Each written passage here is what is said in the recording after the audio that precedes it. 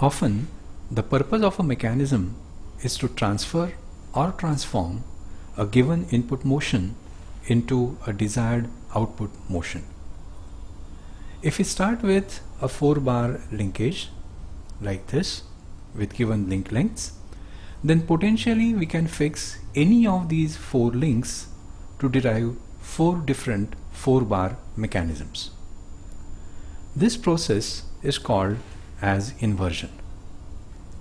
Essentially, inversion is nothing but a shift of observer from one link to another, so a different link appears fixed to him or her, and a different input-output relationship is observed.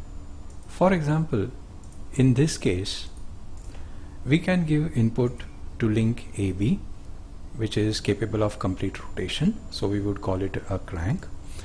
Then the output link CD only oscillates, giving us a rocker. So here we have a crank rocker mechanism by fixing link AD. Now suppose we fix a different link, say link CD this time, then we will get a different input-output relationship.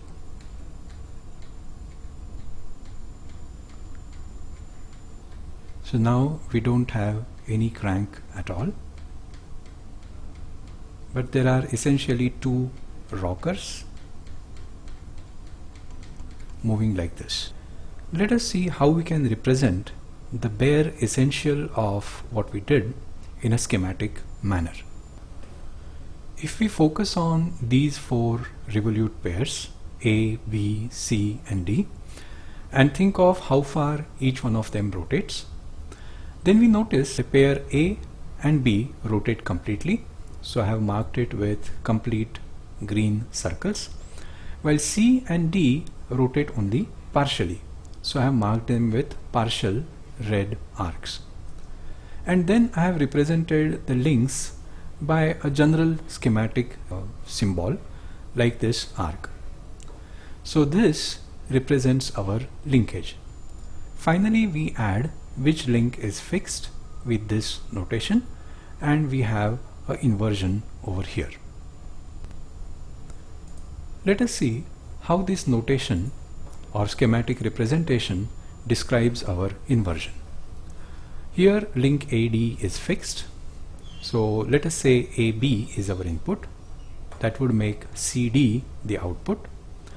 Since link AB is connected to a fully rotating pin or a revolute pair, this will form a crank, while CD is connected to a partially rotating revolute pair, so it will only oscillate, forming a rocker. So this is a crank rocker. Let us see another inversion.